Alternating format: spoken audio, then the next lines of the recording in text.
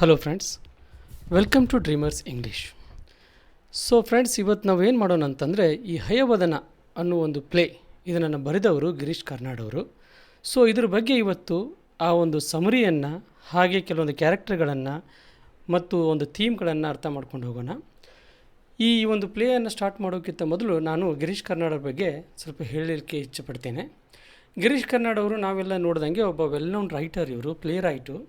ಕರ್ನಾಟಕದಲ್ಲಿಯೂ ಸಹ ತುಂಬ ಹೆಸರು ಮಾಡಿದವರು, ಅದೇ ಭಾರತದಲ್ಲೂ ಹಾಗೆ ಇಂಟರ್ನ್ಯಾಷನಲ್ ಲೆವೆಲಲ್ಲೂ ತುಂಬ ಪಾಪ್ಯುಲರ್ ಆದಂತಹ ಒಬ್ಬ ರೈಟರ್ ಇವರು ಹುಟ್ಟಿದ್ದು 1938 ರೀಸೆಂಟಾಗಿ 2019 ಇವರು ತೀರ್ಕೊಳ್ತಾರೆ. ಇವರು ಬರೆದಂತಹ ತುಂಬ ಫೇಮಸ್ ಒಂದು ನಾಟಕಗಳು, ಅವುಗಳು ಈ ಒಂದು ಭಾರತದ ಒಂದು ಜನಪದಗಳನ್ನು ಮತ್ತು ಸಂಸ್ಕೃತದ ಕ್ಯಾರೆಕ್ಟರ್ಗಳನ್ನು, ಹಾಗೆ ಈ ಮಿತ್ ಅಂತ ಕರಿತೀವಿ, ಈ ದಂತಕಥೆಗಳನ್ನು, ಇವುಗಳನ್ನೆಲ್ಲ ಬ್ಲೆಂಡ್ ಮಾಡಿ ತುಂಬ ಒಂದು ಪ್ಲೇಗಳನ್ನು ಬರಿತಾ ಹೋಗ್ತಾರೆ. ಅದರಲ್ಲಿ ಅವರು ಇಂಪಾರ್ಟೆಂಟ್ ಆಗಿರುವಂತಹ ಒಂದು ಪ್ಲೇಗಳು ಯಾವ್ಯಾವು ಅಂದರೆ, ಒಂದು ಯಯಾತಿ, ತುಘಲಕ್, ಹಾಗೆ Hayavadana, Nagamandala, the dreams of Tipu Sultan ಹಾಗೂ ತಲೆದಂಡ. ಸೊ ಹಾಗೆ ನಾವೇನು ಮಾಡೋಣ ಅಂದರೆ, ಇವತ್ತು ಈ ಹಯವದನದ ಬಗ್ಗೆ ಒಂದು ಫೋಕಸ್ಡ್ ಆಗಿ ಇಂಪಾರ್ಟೆಂಟ್ ಪಾಯಿಂಟ್ಗಳನ್ನು ತಿಳ್ಕೊಂಡು ಬರ್ತಾ ಹೋಗೋಣ. ಹಯವದನ ಇದನ್ನು 1971 ಗಿರೀಶ್ ಕಾರ್ನಾಡ್ ಅವರು ಬರೀತಾರೆ. ಈ ಒಂದು ಪ್ಲೇಯಲ್ಲಿ ಏನನ್ನು ಮಿಕ್ಸ್ ಮಾಡ್ತಾರೆ ಅಂದರೆ, ಯಾವುದನ್ನು ಬ್ಲೆಂಡ್ ಮಾಡ್ತಾರೆ ಅಂದರೆ, ನಾನು ಈಗಾಗಲೇ ಹೇಳಿದಂಗೆ ಇಂಡಿಯನ್ ಮಿತ್ತನ್ನು, ಒಂದು ಸಂಸ್ಕೃತ ಟೆಕ್ಸ್ಟ್ಗಳನ್ನು ತಗೊಂಡು ಅದನ್ನು ಒಂದು ನೇಟಿವಿಟಿಗೆ ತಕ್ಕಂಥ, ಹಾಗೆ ಒಂದು ಮಾಡರ್ನಿಟಿಗೆ ತಕ್ಕಂಗೆ ಅದನ್ನು ಕನ್ವರ್ಟ್ ಮಾಡಿ ಅದರಲ್ಲಿ ತುಂಬ ವಿಷಯಗಳನ್ನು ಹೇಳ್ತಾ ಹೋಗ್ತಾರೆ. ಹಾಗೆ ಇದರಲ್ಲಿ ಒಂದು ಬ್ಲೆಂಡಿಂಗ್ ಥಿಯೇಟರ್, ಎಸ್ಪೆಷಲಿ ಏನಂದರೆ ಒಂದು ಫೋಕ್ ಥಿಯೇಟ್ರನ್ನು ಯೂಸ್ ಮಾಡ್ತಾರೆ. ಅದನ್ನು ನಮಗೆ ಗೊತ್ತು, ಫೋಕ್ ಥಿಯೇಟ್ರ್, ನಮ್ಮ ರೀಜನಲ್ ಫೋಕ್ ಥಿಯೇಟ್ರ್ ನಮ್ಮ ಮಂಗಳೂರುಗಳಲ್ಲಿ, ಈ ಕರಾವಳಿ ತೀರದಲ್ಲಿ ಅದು ಯಕ್ಷಗಾನ ರೂಪದಲ್ಲೆಲ್ಲ ಕಾಣ್ಬೋದು. ಅದನ್ನು ಸಹ ಒಂದು ನಾಟಕದ ರೂಪದಲ್ಲಿ, ಒಂದು ನಾಟಕದ ಸ್ಟೇಜ್ ಮೇಲೆ ಒಂದು ಯಕ್ಷಗಾನದ ರೂಪ ಕೊಟ್ಟು ಈ ಒಂದು ಪ್ಲೇನನ್ನು, ಒಂದು ಕಥೆಯನ್ನು ಮತ್ತು ಕ್ಯಾರೆಕ್ಟರ್ಗಳನ್ನೆಲ್ಲ ಹೇಳಲಾಗುತ್ತೆ. ಸೊ ಇದರ ಒಂದು ಬ್ಯಾಕ್ಗ್ರೌಂಡನ್ನು ನೋಡೋಣ. ಹಯವದನನ್ನು ಹೇಗೆ ಬರಿಬೇಕಂತ ಗಿರೀಶ್ ಕಾರ್ನಾಡ್ ಅವರು ಮನಸ್ಸು ಮಾಡಿದ್ರು ಅನ್ನೋದ್ರ ಬಗ್ಗೆ. So the story which was adapted from Thomas Mann. ಈ ಥಾಮಸ್ ಮನ್ ಅವರು ಆಲ್ರೆಡಿ ಒಂದು ಶಾರ್ಟ್ ಸ್ಟೋರಿಯನ್ನು ಬರೆದಿರ್ತಾರೆ. ಆ ಶಾರ್ಟ್ ಸ್ಟೋರಿಯ ಹೆಸರು ಏನಂದರೆ ದ ಟ್ರಾನ್ಸ್ಪೋಸ್ಡ್ ಹೆಡ್ಸ್ ಅಂತ. ಥಾಮಸ್ ಮನ್ ಅವರು ಒಬ್ಬ ಜರ್ಮನ್ ರೈಟರ್ ಇವರು. ಸೊ ಈ ಥಾಮಸ್ ಮನ್ ಅವರು ಏನು ಮಾಡ್ತಾರೆ ಅಂತಂದರೆ, ಸಂಸ್ಕೃತದಲ್ಲಿ ಆಲ್ರೆಡಿ ಬರೆದಂತಹ ಕತೆ ಯಾರಿಂದ ಅಂದರೆ, ಸೋಮದೇವ ಅಂತ ಒಬ್ಬ ಸಂಸ್ಕೃತ ಸ್ಕಾಲರಿಂದ ಒಂದು ಕಥಾಸರಿತ ಸಾಗರ ಅಂತ ಒಂದು ಕಥೆಯನ್ನು ಬರೆದಿರ್ತಾರೆ. ಆ ಕಥೆಯನ್ನು ಓದಿ ಇನ್ಸ್ಪೈರ್ಡ್ ಆಗಿ ಥಾಮಸ್ ಮನ್ ಅವರು ಟ್ರಾನ್ಸ್ಪೋಸ್ಡ್ ಹೆಡ್ಡನ್ನು ಬರೀತಾರೆ. ಈ ಟ್ರಾನ್ಸ್ಪೋಸ್ಡ್ ಹೆಡ್ಡನ್ನು ಓದಿ ಗಿರೀಶ್ ಕಾರ್ನಾಡ್ ಅವರು ತುಂಬ ಇನ್ಸ್ಪೈರ್ ಆಗಿ ಈ ಹಯವದನ ಅನ್ನುವ ಒಂದು ಪ್ಲೇಯನ್ನು ಬರೀತಾರೆ. ಸೊ ಏನಿದು ಮೇನ್ ಥೀಮ್ ಆಫ್ ಹಯವದನ ಅಂದರೆ, the human incompleteness and identity ಅಂತ. ಒಂದು ಅಸ್ಮಿತೆ, ನಾನು ಯಾರು, ನನಗೆ ಏನು ಬೇಕು, ನನ್ನ ಬಯಕೆಗಳೇನು, ನಾನು ಹೇಗೆ ನನ್ನ ಬಯಕೆಗಳನ್ನು ಫುಲ್ಫಿಲ್ ಮಾಡ್ಬೋದು ಅನ್ನೋ ಒಂದು ಹೋರಾಟದಲ್ಲಿ ಇರುವಂಥ ಒಂದು ಕತೆ ಈ ಹಯವದನ. ಈಗ ಕೆಲವೊಂದು ಕ್ಯಾರೆಕ್ಟರ್ಗಳನ್ನು ನೋಡ್ತಾ ಹೋಗೋಣ. ಈ ಹಯವದನದಲ್ಲಿ ಭಾಗವತ ಅಂದರೆ ಯಕ್ಷಗಾನದಲ್ಲಿ ಹೇಗೆ ಭಾಗವತರು ಒಂದು ಸೂತ್ರಧಾರಿಯಾಗಿ ಇಡೀ ಒಂದು ಪ್ಲೇಯನ್ನು ತಮ್ಮ ಹಿಡಿತದಲ್ಲಿ ಇಟ್ಕೊಳ್ತಾರೋ, ಅದೇ ರೀತಿ ಇಲ್ಲಿಯೂ ಸಹ ಭಾಗವತ ಅನ್ನೊಂದು ಕ್ಯಾರೆಕ್ಟರನ್ನು ಹಯವದನದಲ್ಲಿ ಗಿರೀಶ್ ಕಾರ್ನಾಡ್ ಅವರು ಒಂದು ರೂಪ ಕೊಟ್ಟು, ಆ ಒಂದು ಭಾಗವತವನ್ನು ಒಂದು ಕ್ಯಾರೆಕ್ಟರ್ ಅಂದರೆ ಒಂದು ಪ್ಲೇಯಲ್ಲಿ ಇನ್ನೊಂದು ಕ್ಯಾರೆಕ್ಟರ್ ಆಗಿ ಕ್ರಿಯೇಟ್ ಮಾಡಿ ಎಲ್ಲ ಕಥೆಗಳನ್ನು ಹೇಳ್ತಾ ಹೋಗ್ತಾರೆ. ಈ ಭಾಗವತ ಅವರು ಏನಂದರೆ, ಇವರು ಓಮ್ನಿ ಪ್ರೆಸೆಂಟು ಓಮ್ನಿ ಸೆಂಟ್ ಇದ್ದಂಗೆ. ಇಲ್ಲಿ ಒಬ್ಬ ಜ್ಞಾನಿ, ಎಲ್ಲ ಗೊತ್ತು ಅವರಿಗೆ, ಹಿಂದಿಂದು ಆದಂಥ ಕಥೆಗಳು ಗೊತ್ತು, ಒಂದು ಕ್ಯಾರೆಕ್ಟರ್ ಬಗ್ಗೆ, ಮುಂದೆ ಏನು ನಡೀತಾ ಇದೆ ಅನ್ನೋದ್ರ ಬಗ್ಗೆ ಗೊತ್ತು, ಈಗ ಏನು ಆಗ್ತಾ ಇದೆ ಅನ್ನೋದು ಅವರು ತುಂಬ ಬಲ್ಲವರಾಗಿರುವಂತಹ ಅವರು. ಹಾಗೆ ಅವರು ಸೂತ್ರಧಾರಿ ಅಂತ ನಾವು ಕನ್ಸಿಡರ್ ಮಾಡ್ತೇವೆ. ಸೊ ಹಾಗೆ ಹಯವದನ, ಇಲ್ಲಿ ಹಯವದನ ಈ ಒಂದು ಕತೆಗೆ ಮುಖ್ಯವಾದಂಥ ಕ್ಯಾರೆಕ್ಟ್ರು ಹೌದು. ಹಾಗೆ ಈ ಒಂದು ನಾಟಕದ ಹೆಸರು ಹಯವದನ ಅಂತಲೇ ಕರಿತೀವಿ. ಏನಿದು ಹಯವದನ ಅಂತಂದರೆ, ಹಯವದನ ಹಾರ್ಸ್ ಹೆಡ್. ಇದಕ್ಕೆ ಒಂದು ಹ್ಯೂಮನ್ ಬಾಡಿ ಅಂದರೆ ಒಂದು ಮನುಷ್ಯನ ದೇಹಕ್ಕೆ ಒಂದು ಕುದುರೆಯ ಮುಖ ಇದೆ.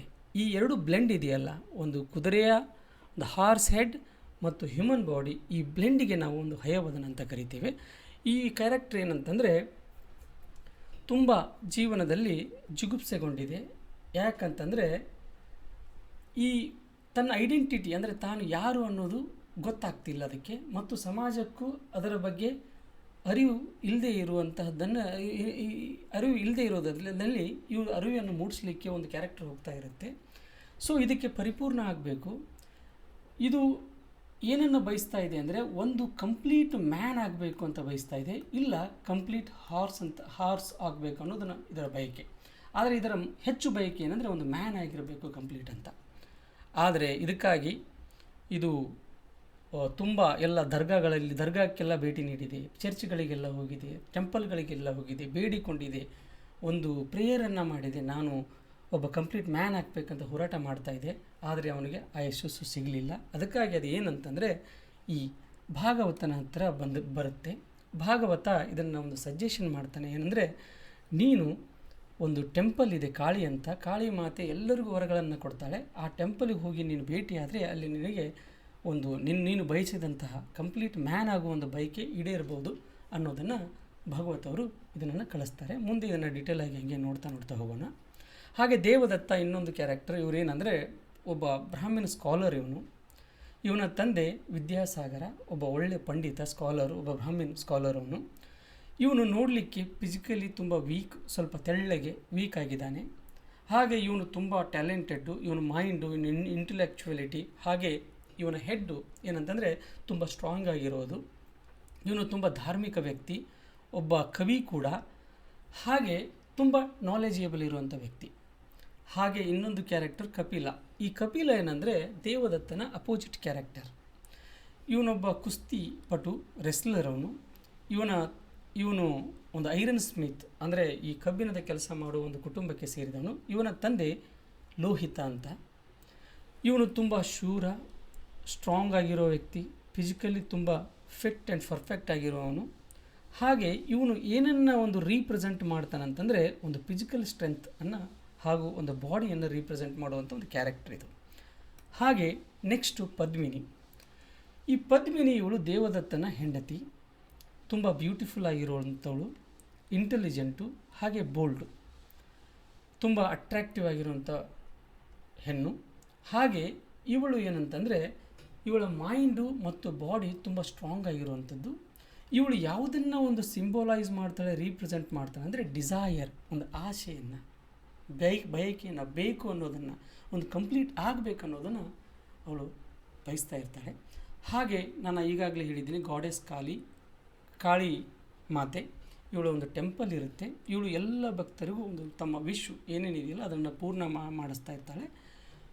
ಇದರಲ್ಲಿ ಮುಂದೆ ಹೋಗ್ತಾ ನಾವು ನೋಡ್ತಾ ಹೋಗ್ತೀವಿ ಟೆಂಪಲಲ್ಲಿ ಎಷ್ಟು ಲೇಜಿಯಾಗಿ ಈ ದೇವರನ್ನು, ಎಸ್ಪೆಷಲಿ ಕಾಳಿ ಮಾತೆಯನ್ನು ರೀಪ್ರೆಸೆಂಟ್ ಮಾಡಿದ್ದಾರೆ. ಹಾಗೆ ಎಲ್ಲರಿಗೂ ಬಂದವರಿಗೆಲ್ಲ ವರಗಳನ್ನು ಕೊಡ್ತಾ ಇರ್ತಾಳೆ. ಅಂಥ ಒಂದು ಕ್ಯಾರೆಕ್ಟರು, ಅಂಥ ಒಂದು ಗಾಡನ್ನು ನಾವು ಇಲ್ಲಿ ಈ ಪ್ಲೇಯಲ್ಲಿ ಕಾಣ್ಬೋದಾಗಿದೆ. ಹಾಗೆ ಪದ್ಮಿನಿಯ ಒಂದು ಮಗು ಬರುತ್ತೆ. ಹಾಗೆ ಕೆಲವೊಂದು ವಿಲೇಜ್ಗಳು, ಒಂದು ವಿಲೇಜಲ್ಲಿ ಈ ಒಂದು ವಿಲೇಜ್ಗಳೆಲ್ಲ ಬರ್ತವೆ. ಅದರಲ್ಲಿ ಧರ್ಮಪುರ ಅಂತ ಹೇಳಿದ್ದೀನಿ. ಸೊ ಮತ್ತು ಹಾಗೆ ಉಜ್ಜೈನ್ ಅನ್ನೋ ಒಂದು ವಿಲೇಜ್ಗಳು, ಹಾಗೆ ಪ್ಲೇಸ್ಗಳೆಲ್ಲ ಬರ್ತಾ ಹೋಗ್ತವೆ. ಸೊ ಇದರ ಜೊತೆಗೆ ನಾವು ರುದ್ರ ಟೆಂಪಲ್ ಅನ್ನೋದನ್ನು ನೋಡ್ಬೋದಾಗಿದೆ. ಸೊ ಇದು ಒಂದು ಸ್ಮಾಲ್ ಟೆಂಪಲ್, ಒಂದು ಪ್ಲೇಸ್ ಬರುತ್ತೆ. ಹಾಗೆ ಫಾರೆಸ್ಟು ಮತ್ತು ಒಂದು ಪವನ ವೀತಿ ಅಂತ, ಪವನ ವೀತಿ ಅನ್ನೋ ಒಂದು ಸ್ಟ್ರೀಟ್, ಒಂದು ಓಣಿ ಎಲ್ಲ ಬರುತ್ತೆ ಇದರಲ್ಲಿ. ಸೊ ಇಂಥವೆಲ್ಲ ಒಂದು ಪ್ಲೇಸಿಗೆ ಸಂಬಂಧಪಟ್ಟಂತಹ ಒಂದು ವಿಷಯ. ಹಾಗೆ ಈಗ ಏನೇನು ಮಾಡೋಣ ಅಂತಂದರೆ ಒಂದೊಂದಾಗಿ ನಾವು ಏನಿದು ಹಯವದನ ಅನ್ನೋದನ್ನು ಒಂದು ಸ್ಟೋರಿ ಮೂಲಕ ನೋಡ್ತಾ ಹೋಗೋಣ. ಸೊ ನ್ಯಾರೇಟರ್ ಭಾಗವತ ಏನು ಮಾಡ್ತಾನೆ ಅಂದರೆ ಒಂದು ಸ್ಟೋರಿಯನ್ನು ಪ್ರಾರಂಭಿಸೋದಕ್ಕಿಂತ ಮೊದಲು ಅವನು ಗಣೇಶನನ್ನು he worships the god Ganesha and he praise him. ಆದರೆ ಒಂದು ವಿಶೇಷತೆ ಏನಂದರೆ ಅವನ ಒಂದು ಪ್ರಾರ್ಥನೆ ಹೇಗಿರುತ್ತೆ ಅಂದರೆ ಭಾಗವತಂದು ಈ ಒಂದು ಹಯವದನ ಅನ್ನೋ ಒಂದು ಪ್ಲೇ ನಡೀತಾ ಇದೆ. ಈಗ ಅದನ್ನು ಅವರು ಒಂದು ನಾಟಕವನ್ನು ಆಡಬೇಕು, ಹಯವದನ ಅನ್ನೋದು. ಆ ಹಯವದನ ಒಂದು ನಾಟಕ ಸಂಪೂರ್ಣವಾಗಿ ಒಂದು ಒಳ್ಳೆ ಸಕ್ಸಸ್ಫುಲ್ ಆಗಬೇಕು. ಅದಕ್ಕಾಗಿ ಒಂದು ಇನ್ಕಂಪ್ಲೀಟ್ ಸ್ಟೋರಿಯನ್ನು ಹೇಳಬೇಕಾದ್ರೆ ಒಂದು ಸಿಂಬಾಲಿಕಲಿ ಒಂದು ದೇವರನ್ನು ಪ್ರಾರ್ಥನೆ ಮಾಡ್ತಾ ಹೋಗ್ತಾರೆ. ಅವರು ಏನಂದರೆ ಮತ್ತು ನಮಗೆ ಗೊತ್ತಿರೋ ಹಾಗೆ ನಾಟಕಗಳು ಪ್ರಾರಂಭವಾಗೋದಕ್ಕಿಂತ ಮುಂಚೆ ದೇವರ ಪೂಜೆಯನ್ನು ಮಾಡ್ತೀವಿ. ಇಲ್ಲಿ ಗಣೇಶನ ಪೂಜೆಯನ್ನು ಮಾಡಲಾಗುತ್ತೆ. ಆದರೆ ಇಲ್ಲಿ ಒಂದು ಐರಣಿ ವೈಸ ಒಂದು ಅಪೋಸಿಟ್ ಥಿಂಗ್ ಏನಂದರೆ, ಗಣೇಶನು ನೋಡಲಿಕ್ಕೆ ಇನ್ಕಂಪ್ಲೀಟ್ ಗಾಡ್. ಯಾಕಂದರೆ ಅವ್ರದ್ದು ಗಣೇಶ ದೇವರ ಒಂದು ಹೆಡ್ಡು ಇದು ಒಂದು ಎಲಿಫೆಂಟ್ ಹೆಡ್ ಆಗಿರುತ್ತೆ, ಹಾಗೂ ಹ್ಯೂಮನ್ ಬಾಡಿ ಆಗಿರುತ್ತೆ. ಇದು ಎಲ್ಲೋ ಒಂದು ಕಡೆ ಈ ಪ್ಲೇಗೆ ಒಂದು ಸಂಬಂಧಿತವಾದಂಥ ಒಂದು ಸಿಂಬಲ್ ಆಗಿ ಕ್ರಿಯೇಟ್ ಆಗ್ತಾ ಹೋಗುತ್ತೆ. ಅವನನ್ನು ಅಂದರೆ ಕಂಪ್ಲೀಟ್ ಸ್ಟೋರಿ ಹೇಳಬೇಕಾದ್ರೆ ಇನ್ಕಂಪ್ಲೀಟ್ ಗಾಡನ್ನು ಇಲ್ಲಿ ಪ್ರೇ ಮಾಡಲಾಗುತ್ತೆ. ಆ ಒಂದು ಸಕ್ಸಸ್ಸನ್ನು ಭಾಗವತ ಬಯಸ್ತಾ ಹೋಗ್ತಾರೆ. ಹಾಗೆ ಭಾಗವತ ಹೇಳ್ತಾ ಇರಬೇಕಾದ್ರೆ ಕಥೆಯನ್ನು ಪ್ರಾರಂಭಿಸ್ತಾರೆ. ಅಲ್ಲಿ ಒಂದು ಧರ್ಮಪುರ ಅಂತ ಒಂದು ಊರಿತ್ತು. ಆ ಧರ್ಮಪುರದಲ್ಲಿ ಇಬ್ಬರು ಯಂಗ್ಸ್ಟರ್ಸ್, ಅಂದರೆ ತುಂಬ ಒಂದು ಯೂತ್ ಆದಂತಹ ತುಂಬ ಸ್ಟ್ರಾಂಗ್ ಮೈಂಡೆಡ್ಡು ಮತ್ತು ತುಂಬ ಸ್ಟ್ರಾಂಗ್ ಬಾಡಿ ಹೊಂದಿದಂಥ 2 ಕ್ಯಾರೆಕ್ಟರ್ಗಳನ್ನು ಇಂಟ್ರೊಡ್ಯೂಸ್ ಮಾಡ್ತಾರೆ. ಅದರಲ್ಲಿ ಮೊದಲನೆಯದ್ದು ದೇವದತ್ತ ನಾನು ಹೀಗಾಗಿ ಹೇಳಿದಂಗೆ ಅವನೊಬ್ಬ ಬ್ರಾಹ್ಮಣ ಸ್ಕಾಲರು, ಸ್ವಲ್ಪ ನೋಡಲಿಕ್ಕೆ ವೀಕ್ ಬಾಡಿ ಇರುವಂಥವ್ರು. ಹಾಗೆ ಇನ್ನೊಬ್ಬ ಯಾರಂದರೆ ಒಬ್ಬ ಐರನ್ ಸ್ಮಿತ್, ಲೋಹಿತನ ಮಗ ಆದಂತಹ ಕಪಿಲ. ಇವನು ತುಂಬ ನೋಡಲಿಕ್ಕೆ ಸ್ಟ್ರಾಂಗು ಮತ್ತು ತುಂಬ ಬ್ರೇವ್, ಅಂದರೆ ಶೂರ ಇದ್ದಂತಹ ಒಬ್ಬ ವ್ಯಕ್ತಿ. ಸೊ ಇವರು ಏನಂತಂದರೆ ಇಬ್ಬರು ಒಬ್ಬ ಒಳ್ಳೆಯ ಗೆಳೆಯರು. ಆಗ ಕಪಿಲ ದೇವದತ್ತನ ಮನೆಗೆ ಬಂದು, ದೇವದತ್ತ ಅಂದರೆ ಇವರು ಹಾಗೆ ಏನಂದರೆ ಇವರು ಒಳ್ಳೆಯ ಫ್ರೆಂಡು ಕೂಡ. ಇವರು ಎಂಥ ಫ್ರೆಂಡ್ ಅಂದರೆ ಇವರನ್ನು ಭಾಗವತ ವರ್ಣನೆ ಮಾಡ್ತಾನೆ. ಅವರು ರಾಮ ಲಕ್ಷ್ಮಣನಿಗೆ ಹೋಲಿಸ್ತಾನೆ. ಹಾಗೆ ಇವರನ್ನು ಕೃಷ್ಣ ಮತ್ತು ಬಲರಾಮನಿಗೂ ಹೋಲಿಸ್ತಾರೆ. ಆ ಒಂದು ಬ್ರದರ್ಲಿ ಫ್ರೆಂಡ್ಶಿಪ್ ಅವರಲ್ಲಿ ಇರುತ್ತೆ. ಒಂದು ದಿವಸ ದೇವದತ್ತ ಜಿಮ್ಮಿಗೆ ಬಂದಿರಲ್ಲ, ಯಾಕಂದರೆ ಇವರು ಇಬ್ಬರು ಯೂಶ್ವಲ್ ಆಗಿ ಜಿಮ್ಮಿಗೆಲ್ಲ ಹೋಗ್ತಾ ಇರ್ತಾರೆ, ಕುಸ್ತಿಗಳನ್ನು ರೆಸ್ಲಿಂಗ್ಗಳನ್ನು ಪ್ರಾಕ್ಟೀಸ್ ಮಾಡ್ತಾ ಇದ್ದಾರೆ. ಆಗ ಅವಳು ಕೇಳ್ತಾನೆ ದೇವದತ್ತ ಯಾಕೆ ಬರಲಿಲ್ಲ ಅಂತ. ದೇವದತ್ತ ತುಂಬ ಡಲ್ ಆಗಿ ಕೂತಿರ್ತಾನೆ. ಆಗ ಕಪಿಲ ಅವನ ಡಲ್ನೆಸ್ಸಿಗೆ ಏನು ಕಾರಣ ಇರ್ಬೋದು, ಮೋಸ್ಟ್ಲಿ ಹುಡುಗಿ ಕಾರಣ ಇರ್ಬೋದು ಅಂತ ಒಂದು ಗೆಸ್ ಮಾಡ್ಕೊಳ್ತಾನೆ. ಯಾಕಂದರೆ ದೇವದತ್ತ ಯಾವಾಗಾದರೂ ಹುಡುಗಿ ವಿಷಯ ಅಂತ ಬಂದಾಗ ಅವನು ಇದೇ ರೀತಿ ಡಲ್ಲಾಗಿ ಕೂತಿರ್ತಾನೆ. ಸೊ ಅವನು ಕೇಳ್ತಾನೆ, ಈ ಹುಡುಗಿ ಎಷ್ಟೇನೆ ಅವಳು, ಮೋಸ್ಟ್ಲಿ ಹುಡುಗಿನೇ ಇರ್ಬೋದಾ, ಯಾರವಳು ಅಂತ ಕೇಳ್ತಾ ಹೋಗ್ತಾನೆ. ಆಗ ದೇವದತ್ತ ಅಂದ್ಕೊಳ್ತಾನೆ ಇವನು ಅವನನ್ನು ಟೀಚ್ ಮಾಡ್ತಾ ಇದ್ದಾನೆ ಅನ್ನೋ ಒಂದು ದೃಷ್ಟಿಯಿಂದ ಅವನು ಸ್ವಲ್ಪ ಕೋಪಗೊಳ್ತಾನೆ. ಆಮೇಲೆ ಹಾಗೂ ಹೀಗೆ ಮಾಡಿ ಆ ಹುಡುಗಿಯ ಬಗ್ಗೆ ಹೇಳ್ತಾನೆ. ಅವಳು ಯಾರು ಅಂತಂದರೆ ಪದ್ಮಿನಿ. ಸೊ ಅವನು ಹೇಳ್ತಾನೆ, ಪದ್ಮಿನಿ ಇಲ್ಲದೆ ನಾನು ಬದುಕೋಕ್ಕಾಗಲ್ಲ, ಪದ್ಮಿನಿಗಾಗಿ ನಾನು ಸಾಯಲಿಕ್ಕೆ ರೆಡಿ ಇದ್ದೇನೆ ಅಂತ ಅಂದ್ಕೊಳ್ತಾನೆ. ಆಗ ಕಪಿಲ ಹೇಳ್ತಾನೆ, ಸಾಯೋದೇನು ಬೇಡ, ನಾನು ನಿನಗೆ ಹೆಲ್ಪ್ ಮಾಡ್ತೇನೆ. ಯಾಕಂದರೆ ಈ ಸಾರಿ ಅವನನ್ನು ನೋಡಿದಾಗ ಅನಿಸುತ್ತೆ, ಅವನಿಗೊಂದು ಕನ್ಫರ್ಮೇಷನ್ ಬರುತ್ತೆ, ತುಂಬ ಡೀಪಾಗಿ ಆ ಹುಡುಗಿಯನ್ನು ಹಚ್ಕೊಂಡಿದ್ದಾನೆ ಅವನು ಅಂತ. ಸೊ ಆಗ ಕಪಿಲ ಆ ಹುಡುಗಿಯ ಹುಡುಕಾಟ ಅಂದರೆ ಪದ್ಮಿನಿಯ ಹುಡುಕಾಟದಲ್ಲಿ ಅವನು ಬರ್ತಾನೆ. ಆಗ ದೇವದತ್ತ ಒಂದು ಪ್ರತಿಜ್ಞೆ ಮಾಡ್ತಾನೆ. ಯಾವ ಅಂದರೆ ಒಂದು 2 ದೇವರಿಗೆ, ಒಂದು ಕಾಳಿ ಮಾತೆಗೆ, ಇನ್ನೊಂದು ರುದ್ರ ದೇವನಿಗೆ ಪ್ರತಿಜ್ಞೆ ಮಾಡ್ತಾನೆ. ಏನಂದರೆ, ಒಂದು ವೇಳೆ ಆ ಹುಡುಗಿ ಸಿಕ್ಕು ಅವನ ಮದುವೆ ಆದರೆ ಅವನು ರುದ್ರ ದೇವನಿಗೆ ತನ್ನ ತಲೆಯನ್ನು ಅರ್ಪಿಸ್ತೇನೆ ಮತ್ತು ಕಾಳಿ ಮಾತೆಗೆ ತನ್ನ ಕೈಗಳನ್ನು ಅರ್ಪಿಸ್ತೇನೆ ಅಂತ ಒಂದು ಪ್ರಾಮಿಸ್ ಮಾಡ್ತಾನೆ. ಸೊ ಆಗ ಆ್ಯಸ್ ಯೂಶ್ವಲ್ಲು ಕಪಿಲ ಹೋಗ್ತಾನೆ. ಪವನವ್ರೀತಿ ಅಂತ ಹೇಳಿದ್ದೀನಿ ಆಲ್ರೆಡಿ, ನಿಮಗೆ ಅದನ್ನು ಮೆನ್ಷನ್ ಮಾಡಿದ್ದೀನಿ. ಪವನವ್ರೀತಿ ಅನ್ನೋ ಒಂದು ಸ್ಟ್ರೀಟ್, ಒಂದು ಕಾಲೋನಿಗೆ ಹೋಗಿ ಅಲ್ಲಿ ಒಂದು ಡೋರನ್ನು ನಾಕ್ ಮಾಡ್ತಾನೆ. ಆಗ ಒಂದು ಸುಂದರವಾದಂಥ ಬ್ಯೂಟಿಫುಲ್ ಹುಡುಗಿ ಪದ್ಮಿನಿ ಬರ್ತಾಳೆ. ಅವಳನ್ನು ನೋಡಿದಾಗ ಅವನ ತಲೆಯಲ್ಲಿ ತುಂಬ ವಿಷಯಗಳು ಓಡ್ತವೆ. ಇಷ್ಟು ಬ್ಯೂಟಿಫುಲ್ ಆಗಿರಲಿಕ್ಕೆ ಸಾಧ್ಯನಾ? ಮತ್ತು ಅವಳ ಮಾತುಗಳು, ಅವಳ ಜೋಕು, ಹ್ಯೂಮರಿಸ್ಟಿಕ್ ಎಲ್ಲ ಅಟಿಟ್ಯೂಡ್ಗಳನ್ನು ನೋಡಿ ಇವನು ಎಲ್ಲೋ ಒಂದು ಕಡೆ ಅವಳ ಮೇಲೆ ಇನ್ಫ್ಯಾಕ್ಚುಯೇಷನ್ ಆಗ್ತಾನೆ. ಆಗ ಇಷ್ಟು ಆಗಿ ಭೇಟಿಯಾದ ಮೇಲೆ ನಂತರ ದೇವದತ್ತ ಮತ್ತು ಪದ್ಮಿನಿಯ ಮದುವೆ ಆಗುತ್ತೆ. ಸೊ ಈ ಮದುವೆ ಆದ ಮೇಲೆ ಒಂದು ದಿವಸ ದೇವದತ್ತ ಡಿಸೈಡ್ ಮಾಡ್ತಾನೆ, ಏನಂದರೆ ತನ್ನ ಹೆಂಡತಿನ ಕರ್ಕೊಂಡು ಉಜ್ಜಯಿನಿಗೆ ಹೋಗಬೇಕು ಅಂತ ಡಿಸೈಡ್ ಮಾಡ್ತಾನೆ. ಸೊ ಇದು ಯಾಕೆ ಅವನು ಡಿಸೈಡ್ ಮಾಡ್ತಾನೆ ಅಂದರೆ, ಪದ್ಮಿನಿ ಅವಳು ಪ್ರೆಗ್ನೆಂಟ್ ಇರ್ತಾಳೆ. ಹಾಗೆ ಅವಳ ಬಯಕೆ ಏನಂದರೆ ಉಜ್ಜಯಿನಿಗೆ ಹೋಗಬೇಕು, ಒಂದು ಪಿಕ್ನಿಕ್ ಥರ ಹೋಗಬೇಕು ಅಂತ. ಆದರೆ ಅವಳು ತನ್ನ ಗಂಡನ ಜೊತೆ ಮಾತ್ರ ಅಲ್ಲದೆ ಈ ಗಂಡನ ಗೆಳೆಯಾದಂಥ ಕಪಿಲನ್ನು ಸೇರಿಸ್ಕೊಂಡು ಹೋಗಬೇಕಂತ ವಿಶ್ ಮಾಡ್ಕೊಳ್ತಾಳೆ. ಸೊ ಆಗ ದೇವದತ್ತ ರೆಡಿ ಆಗ್ತಾ ಇರ್ತಾನೆ. ಸೊ ಆದರೂ ಅವನು ವಾರ್ನ್ ಮಾಡ್ತಾನೆ ಪದ್ಮಿನಿಗೆ, ಬೇಡ ಈ ಟೈಮಲ್ಲಿ, ಯಾಕಂದರೆ ನೀನು ಆಲ್ರೆಡಿ ಪ್ರೆಗ್ನೆಂಟ್ ಇದೆಯಾ, ಮಗುಗೆ ಪ್ರಾಬ್ಲಮ್ ಆಗ್ಬೋದು. So that's why he is just going to tell her that she should not go because of in this situation how she can give how she can go and how that she can manage. So ಆಗ automatic ಆಗಿ ಅವಳು ಬೇಡ, ಹಾಗಾದರೆ ಹೋಗೋದು ಬೇಡ, ನಿನಗೆ ಬೇಜಾರಾಗುತ್ತೆ ಅಂದರೆ ಹೋಗೋದು ಬೇಡ ಅಂತ ಹೇಳ್ತಾಳೆ. ಹಾಗೆ ಅವಳು ದೇವದತ್ತನಿಗೆ ಹೇಳ್ತಾಳೆ, ಕಪಿಲ ಬಂದರೆ ಅವನಿಗೆ ಹೇಳಿಬಿಡು ನನ್ನ ತಲೆ ನೋಯ್ತಾ ಇದೆ, so I don't want to go ಅಂತ ಹೇಳ್ತಾಳೆ. ಸೊ ದೆನ್ ಕಪಿಲ ಬರ್ತಾನೆ ಅಷ್ಟೊತ್ತಿಗೆ, ಸ್ವಲ್ಪ ಲೇಟಾಗಿ ಬಂದಾಗ ಸಡನ್ಲಿ ಮತ್ತೆ ಪದ್ಮಿನಿಯ ಮೈಂಡ್ ಚೇಂಜ್ ಆಗುತ್ತೆ ಅವನನ್ನು ನೋಡಿ. ಸೊ ಅವಳು ದೇವದತ್ತನಿಗೆ ಹೇಳ್ತಾಳೆ, ಇಲ್ಲ ಈಗ ಹೋಗೋಣ ಅಂತ.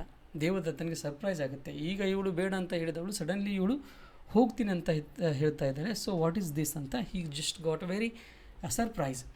ಸೊ ಅಷ್ಟೊತ್ತಿಗೆ ಸೊ ಇವರು ಉಜ್ಜಯಿನಿಗೆ ಹೋಗಲಿಕ್ಕೆ ರೆಡಿ ಆಗ್ತಾರೆ.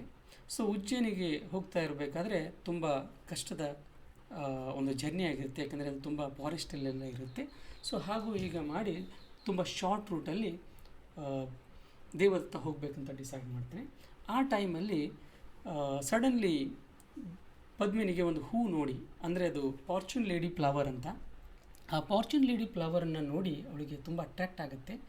ಸೊ ಏನಿದು ಅಂತ ದೇವದತ್ತನೇ ಕೇಳ್ತಾಳೆ, ಹಾಗೆ ಕಪಿಲನಿಗೂ ಕೇಳ್ತಾಳೆ. ಕಪಿಲ ಸಡನ್ಲಿ ಒಂದು ಕಾರ್ಟ್ ಅಂತಂದರೆ ಆ ಒಂದು ಕುದುರೆ ಗಾಡಿನ ಓಡಿಸ್ತಾ ಇರ್ತಾನೆ. ಅವನು ಕೆಳಗಡೆ ಹಿಡಿದು ಒಂದು ಮರದ ಮೇಲೆ ಸಡನ್ಲಿ ಅಂದರೆ ತುಂಬ ಕ್ವಿಕ್ಕಾಗಿ ಹತ್ತಿ ಆ ಒಂದು ಫಾರ್ಚೂನ್ ಲೇಡಿ ಫ್ಲವರ್ನ ತಗೊಂಡು ಬಂದು ಪದ್ಮಿನಿಗೆ ಕೊಡ್ತಾನೆ. ಆ ಫ್ಲವರನ್ನು ಕಿತ್ಕೋಬೇಕಾದ್ರೆ ಆಗ ಪದ್ಮಿನಿ ಅವನ ಒಂದು ಬಾಡಿ ನೋಡಿ, ಆ ಮೂಮೆಂಟ್ ನೋಡಿ, ಕ್ವಿಕ್ನೆಸ್ ನೋಡಿ, ಅವನ ಒಂದು strength, how he will exhibit ಅನ್ನೋ ಒಂದನ್ನು ನೋಡಿ ತುಂಬ ಖುಷಿ ಪಟ್ಕೊಂಡು ಎಲ್ಲೋ ಒಂದು ಕಡೆ ತುಂಬ ಡೀಪಾಗಿ ಅವನ ಬಗ್ಗೆ, ಅವನ ಬಾಡಿ ಬಗ್ಗೆ ಯೋಚನೆ ಮಾಡಲಿಕ್ಕೆ ಪ್ರಾರಂಭಿಸ್ತಾಳೆ. ಸೊ ಆಗ ಅವನು ಫಾರ್ಚೂನ್ ಲೇಡಿ ಫ್ಲವರನ್ನು ಕೊಟ್ಟಾಗ ಅದನ್ನು ಡಿಸ್ಕ್ರೈಬ್ ಮಾಡ್ತಾನೆ.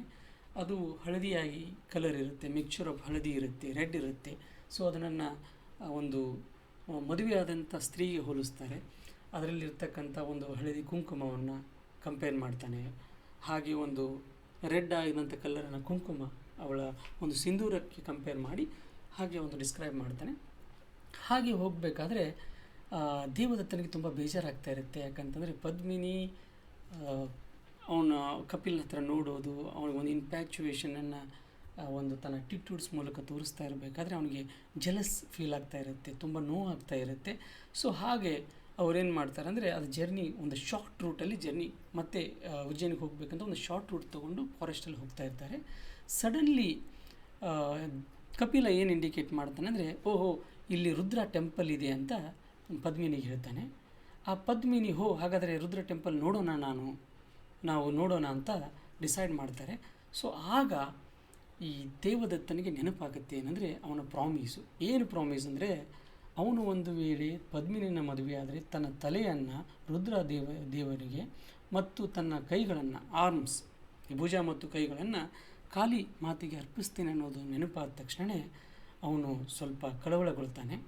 ಸೊ ಆಗ ಪದ್ಮಿನಿ ಇನ್ಸಿಸ್ಟ್ ಮಾಡ್ತಾಳೆ ಅವನಿಗೆ, so let's go, we can see Rudra and we can get bless of the Rudra and we can go there ಅಂತ ಅವಳು ಇನ್ಸಿಸ್ಟ್ ಮಾಡ್ತಾಳೆ. ಆಗ ದೇವದತ್ತ ಬರಲಿಕ್ಕೆ ಇಷ್ಟಪಡಲ್ಲ. ಸೊ ದೇವದತ್ತ ಹೇಳ್ತಾನೆ, ನೀನು ಕಪಿಲ್ನ ಕರ್ಕೊಂಡು ಹೋಗಬೇಕಾದ್ರೆ ನಾನು ಬರಲ್ಲ ಅಂತ ಹೇಳ್ತಾನೆ, ನಾನು ಇಲ್ಲೇ ಕಾಯ್ತಾ ಇರ್ತೀನಿ ಅಂತ. ಕಪಿಲನು ಹೇಳ್ತಾನೆ, ಇಲ್ಲ ಬೇಡ, ಹೋಗೋದಿದ್ರೆ 3 ಜನ ಹೋಗೋಣ, ಇಲ್ಲಾಂದರೆ ಬೇಡ ಅಂತಾನೆ. ಸೊ ಆದರೂ ಇನ್ಸಿಸ್ಟ್ ಮಾಡಿ ದೇವದತ್ತ ಕಪಿಲ ಮತ್ತು ಪದ್ಮಿನಿಯನ್ನು ಕಳಿಸ್ತಾನೆ. ಹಾಗೆ ಅವನು ಆ ಒಂದು ಸಡನ್ ಸ್ಪಾಟಲ್ಲಿ ಏನೂ ತಿಳಿದೇನೆ, ದಿಕ್ಕು ತೋಚದೇನೆ ಅವನು ಹಾಗೆ ತನ್ನ ಒಂದು ಮರಗಳು ಮಧ್ಯ, ಹಾಗೆ ಒಂದು ಫಾರೆಸ್ಟ್ ಮಧ್ಯ ತನ್ನ ಜರ್ನಿಯನ್ನು ಮುಂದುವರಿಸ್ತಾನೆ. ಹೋಗ್ತಾ ಇರ್ತಾನೆ. ಸೊ ಅವನು ಎಲ್ಲಿಗೆ ಬಂದು ತಲುಪ್ತಾನೆ ಅಂದರೆ ಕಾಳಿ ಟೆಂಪಲ್ಗೆ ಬಂದು ತಲುಪ್ತಾನೆ. ಸೊ ಅವನು ಏನು ಮಾತಾಡ್ತಾ ಇಲ್ಲ, ಕಾಳಿ ಟೆಂಪಲನ್ನು ನೋಡಿದ್ದಾನೆ, ಆ ಒಂದು ಕಾಳಿ ಮಾತೆಯನ್ನು ನೋಡ್ತಾನೆ. ನೋಡಿ ಅವಳ ಮುಂದೆ ಪ್ರೇಯರ್ ಮಾಡ್ತಾನೆ. ನಾನು ಹೇಗಾದರೂ ಮಾಡಿ ಈಗ ನನ್ನ ಒಂದು ಪ್ರತಿಜ್ಞೆ, ನಾನೊಂದು ಅಂದ್ಕೊಂಡಿದ್ದೀನಿ, ನಾನು ಆಲ್ರೆಡಿ ಒಂದು ಹರಕೆಯನ್ನು ಹೊತ್ತಿದ್ದೀನಿ. ಏನಂದರೆ ನಾನು ನನ್ನ ಒಂದು ತಲೆಯನ್ನು ಮತ್ತು ಕೈಗಳನ್ನು ಅರ್ಪಿಸ್ಬೇಕಂತ. ಆ ಸ್ಪಾಟಲ್ಲಿ ಅವನಿಗೆ ನೆನಪಾಗಲ್ಲ, ಯಾಕಂದರೆ ಅವನು ಬಂದಿದ್ದು ಕಾಳಿ ಟೆಂಪಲ್ಗೆ, ಅವನು ರುದ್ರ ಟೆಂಪಲ್ಗೆ ಹೋಗಬೇಕಾಗಿತ್ತು. ಏನೋ ಒಂದು ಕನ್ಫ್ಯೂಷನಲ್ಲಿ ಏನು ಮಾಡ್ತಾನೆ ಅಂದರೆ ಅವನು ಆ ಕತ್ತಲಾಗಿರುವಂಥ ಒಂದು ಟೆಂಪಲ್, ಯಾಕಂದರೆ ಅಲ್ಲಿ ಒಂದು ಕಾಳಿ ಮಾತೆ ಹೇಗೆ ಆ ಟೆಂಪಲ್ ಅಂದರೆ ತುಂಬ ವರ್ಷಗಳಿಂದ ಹಾಳು ಬಿದ್ದ ಟೆಂಪಲ್ ಆಗಿರುತ್ತೆ, ಯಾರೂ ಬಂದಿರಲ್ಲ. ಮೊದಲೆಲ್ಲ ಜನ ಬರ್ತಾಯಿತ್ತು, ಈಗ ಜನ ಯಾರೂ ಬರ್ತಾ ಇಲ್ಲ. ಹಾಳು ಬಿದ್ದಂಥ ಒಂದು ಗೋಡೆಗಳೆಲ್ಲ ಬಿದ್ದು ಹೋಗಿದೆ. ಅಂಥ ಒಂದು ಟೆಂಪಲಲ್ಲಿ ಕಾಳಿ ಮಾತೆ ಒಂದು ಮೂರ್ತಿ ಮಾತ್ರ ಇದೆ. ಅಷ್ಟೊತ್ತಿಗೆ ಪಕ್ಕದಲ್ಲಿ ನೋಡ್ತಾನೆ ಒಂದು ಖಡ್ಗ ಇರುತ್ತೆ. ಆ ಖಡ್ಗ ಎಷ್ಟೋ ವರ್ಷದಿಂದ ಯಾರೋ ಒಬ್ಬ ಟ್ರೈಬಲ್ ಮ್ಯಾನ್ ಅದನ್ನು ಇಟ್ಟು ಹೋಗಿರ್ಬೋದು ಅಂತ ಒಂದು ಒಂದು ನೆನಪು ಮಾಡಿಕೊಂಡು ಆ ಒಂದು ಖಡ್ಗವನ್ನು ತಗೊಂಡು ಏನು ಯೋಚನೆ ಮಾಡ್ದೇ ಯಥಾಚಿತ್ತಾಗಿ ತನ್ನ ತಲೆಯನ್ನು ಕಡ್ಕೊಂಡು ಕೆಳಗಡೆ ಬಿದ್ದುಬಿಡ್ತಾನೆ. ಸೊ ಆಗ ಅಲ್ಲಿ ರುದ್ರ ಟೆಂಪಲಿಂದ ಒಂದು ದೇವಾಲಯದಿಂದ ಬಂದಂತಹ ಪದ್ಮಿನಿ ಮತ್ತು ಕಪಿಲ ಇವನು ಹುಡುಕಾಟದಲ್ಲಿ ಫಾರೆಸ್ಟಲ್ಲಿ ಬರ್ತಾರೆ. ಸೊ ಪದ್ಮಿನಿ ಗರ್ಭಿಣಿಯಾಗಿರ್ತಾಳೆ, ಅವಳಿಗೆ ಇನ್ನೂ ತುಂಬ ಹೋಗಲಿಕ್ಕೆ ಆಗಲ್ಲ, ಯಾಕಂದರೆ ಆಯಾಸ ಆಗುತ್ತೆ, ಹಾಗೆ ತುಂಬ ಟಯರ್ಡ್ ಆಗ್ತಾಳೆ. ಸೊ ಆ ಟೈಮಲ್ಲಿ ಕಪಿಲ ನೀನು ಇಲ್ಲೇ ಕೂತ್ಕೊಂಡು ನಾನು ಹೋಗಿ ನೋಡಿ ಬರ್ತೀನಂತ ಆ ಫಾರೆಸ್ಟ್ ಅದೇ ದಾರಿ, ಯಾವ ದಾರಿಯಲ್ಲಿ ದೇವದತ್ತ ಹೋಗಿರ್ತಾನೆ ಆ ದಾರಿ ಹಿಡ್ಕೊಂಡು ಹೋಗಿ ಅವನು ಈ ಕಾಳಿ ಟೆಂಪಲನ್ನು ತಲುಪ್ತಾನೆ. ಅಲ್ಲಿ ನೋಡ್ತಾನೆ ತನ್ನ ಗೆಳೆಯ ಬಿದ್ದಿರೋದನ್ನು. ಹಾಗೆ ಅವನು ಯಾವುದನ್ನು ಯೋಚನೆ ಮಾಡ್ದೇ ಸಡನ್ಲಿ ಅಲ್ಲಿ ಬಿದ್ದಿರುವಂಥ ಖಡ್ಗ ತಗೊಂಡು ತನ್ನ ತಲೆಯನ್ನು ಕಡ್ಕೊಂಡು, ಅಂದರೆ ಅದನ್ನು ಹೆಡೆಡ್ ಮಾಡಿಕೊಂಡು ಕೆಳಗಡೆ ಬಿದ್ದುಬಿಡ್ತಾನೆ. ಸೊ ಇಷ್ಟೊತ್ತಿಗೆ ಕಾಯ್ತಾ ಇರುವಂಥ ಪದ್ಮಿನಿ ಯಾಕೆ ಇವರು ಬರಲಿಲ್ಲ ಅನ್ನೋ ಒಂದು ತುಂಬ ಒಂದು ಕಾಯುವಿಕೆಯಲ್ಲಿದ್ದಂಥ ಪದ್ಮಿನಿ ಅವಳು ನೋಡಲಿಕ್ಕೆ ಬರ್ತಾಳೆ. ಹಾಗೆ ಬಂದು ನೋಡಿದಾಗ ಕಾಳಿ ಟೆಂಪಲಲ್ಲಿ 2 ಡೆಡ್ ಬಾಡಿಗಳು, ತಲೆಗಳು ಬಿಡಿ ಭಾಗವಾಗಿ ದೇಹದಿಂದ ಬಿಡಿಯಾಗಿ ಬಿದ್ದಿದೆ. ಅದನ್ನು ನೋಡಿ ನಾನು ಏನು ಮಾಡಬೇಕು ಅಂತ ಅವಳಿಗೆ ದೋಚಲ್ಲ. ಅವಳು ಏನು ಮಾಡ್ತಾಳೆ ಅಂತಂದರೆ ದೇವರಿಗೆ ಕಾಳಿ ಮಾತೆಗೆ ಹೇಳ್ತಾಳೆ, ಇನ್ನು ನಾನು ಸಾಯ್ತೇನೆ, ಯಾಕಂದರೆ ನಾನು ಹೇಗೆ ನನ್ನ ಮುಖವನ್ನು ತೋರಿಸಲಿ, ಜನರಿಗೆ ಹೇಗೆ ನಾನು ಅವರು ಕೇಳಿದಂಥ ಪ್ರಶ್ನೆಗೆ ಉತ್ತರ ಕೊಡಲಿ, ಗಂಡ ಇಲ್ಲದೆ ಹೇಗೆ ಬದುಕಲಿ, ಯಾಕಂದರೆ ನನಗೆ ಪ್ರಶ್ನೆಯನ್ನು ನಾನು ಊರಿಗೆ ಹೋದ್ಮೇಲೆ ಕೇಳ್ಬೋದು, ಯಾಕೆ ಇವಳು ತನ್ನ ಗಂಡನ್ನು ಬಿಟ್ಟು ಬಂದಿದ್ದಾಳೆ, ಗಂಡ ಎಲ್ಲಿದ್ದಾನೆ, ಹಾಗಾದರೆ ಇವಳೇ ಕೊಂದಿರ್ಬೋದು ಅನ್ನೋ ಪ್ರಶ್ನೆಗೆ ಉತ್ತರ, ಮತ್ತು ಇವಳು ಇನ್ನೊಬ್ಬ ವ್ಯಕ್ತಿ ಜೊತೆ ಏನಾದರೂ ಇವಳಿಗೆ ಅಂಥ ಒಂದು ಸಂಬಂಧ ಇತ್ತ ಅನ್ನೋ ಪ್ರಶ್ನೆಗೆ ಉತ್ತರ ಕೊಡದೇನೆ ಅವಳು ಸಾಯಲಿಕ್ಕೆ ಸಿದ್ಧ ಆಗ್ತಾಳೆ. ಅಷ್ಟೊತ್ತಿಗೆ ಕಾಳಿ ಮಾತೆ ನಿದ್ದೆಗಣ್ಣಲ್ಲಿ ಹೇಳ್ತಾಳೆ, ಎದ್ದು ನೋಡ್ತಾಳೆ, ಏನು ನಡೀತಾ ಇದೆ, ಯಾಕೆ ನೀನು ಹೀಗೆ ಮಾಡ್ತಾಯಿದ್ದೆ, ಯಾರು ನೀ ಅಂದಾಗ ಅವಳು ಪದ್ಮಿನಿ ಹೀಗೆ ಎಲ್ಲ ತನ್ನ ಕಥೆಯನ್ನು ಹೇಳ್ತಾಳೆ. ಆಗ ಅವಳಿಗೊಂದು ವರ ಕೊಡ್ತಾಳೆ. ಹಾಗಾದರೆ ನಿನಗೆ ಒಂದು ವರ ಕೊಡ್ತೇನೆ, ನೀನು ಈ ನಿನ್ನ ದೇಹಗಳು ಬಿದ್ದಂಥ ದೇಹಗಳಿಗೆ ತಲೆಗಳನ್ನು ಜೋಡಿಸಿ ಅವುಗಳನ್ನು ಮರುಜೀವ ಕೊಡ್ಬೋದು ಅಂತ ಅಂತಾಳೆ. ಆ ಕತ್ತಲಲ್ಲಿ ಅವಳಿಗೆ ಏನು ಮಾಡ್ತಾಯಿದ್ದೀನಿ ಅಂತ ಗೊತ್ತಾಗದೇನೆ ತುಂಬ ಕನ್ಫ್ಯೂಸ್ ಆಗಿರುವಂಥ ಪದ್ಮಿನಿ ಈ ಕಪಿಲನ ತಲೆಯನ್ನು ದೇವದತ್ತನ ಬಾಡಿಗೆ ಮತ್ತು ದೇವದತ್ತನ ತಲೆಯನ್ನು ಕಪಿಲನ ಬಾಡಿಗೆ ಸೇರಿಸಿಬಿಡ್ತಾಳೆ. ಆಗ ಕೆಲವು ಸಮಯದ ನಂತರ ಮತ್ತೆ ಆ ದೇಹಗಳಿಗೆ ಜೀವ ಬರುತ್ತೆ. ಇಷ್ಟೊತ್ತಿಗೆ ಏನಂತಂದರೆ ಆ್ಯಕ್ಟ್ 1 ಕಂಪ್ಲೀಟ್ ಆಗುತ್ತೆ.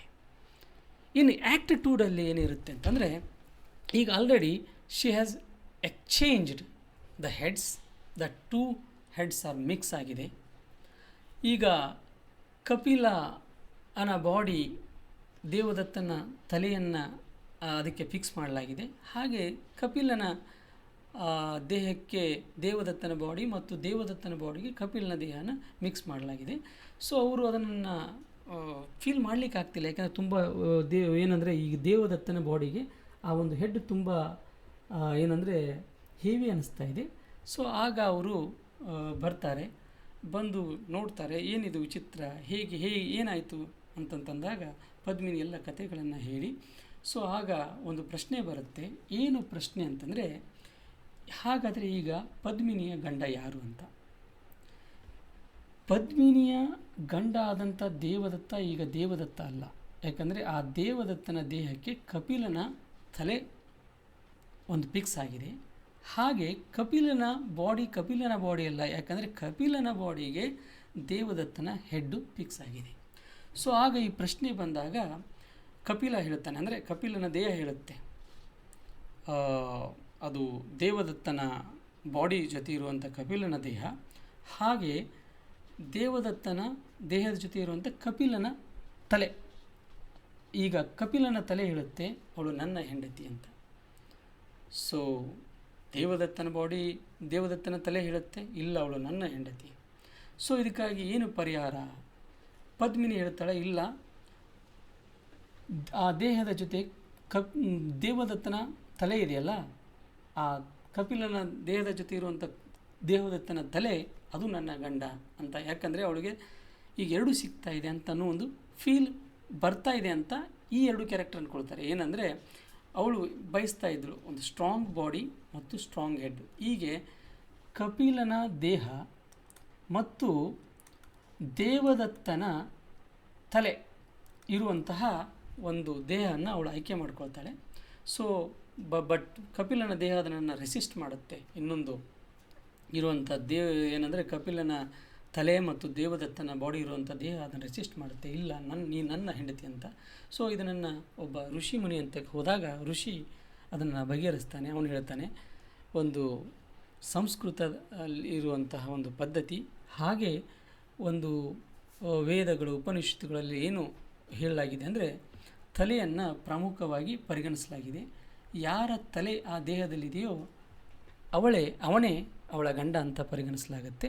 ಸೊ ಈಗ ಯಾರು ಅಂತಂದರೆ ದೇವದತ್ತನ ತಲೆ ಇರುವಂಥ ಕಪಿಲನ ದೇಹ ಪದ್ಮಿನಿಯ ಗಂಡ ಆಗುತ್ತೆ. ಸೊ ಪದ್ಮಿನಿ ಮತ್ತು ಕಪಿಲನ ದೇಹ ಅಂದರೆ ಕಪಿಲನ ದೇಹ ಮತ್ತು ದೇವದತ್ತನ ತಲೆ ಇರುವಂಥ ದೇಹನ ಅವಳು ಆಯ್ಕೆ ಮಾಡ್ಕೊಂಡು ಹೋಗ್ತಾಳೆ. ಸೊ ಈಗ ಹೋದಾಗ ಕಪಿಲ ಇದ್ದಾನಲ್ಲ, ಈಗ ಹೇಗೆ ಮಿಸ್ ಮ್ಯಾಚ್ ಅಂತಂದರೆ ಅವನ ದೇಹ ದೇವದತ್ತನ ದೇಹ ಅಂದರೆ ತುಂಬ ವೀಕ್ ಆದಂಥ ದೇಹ ಇದೆ ಮತ್ತು ತನ್ನ ತಲೆ ಇದೆ.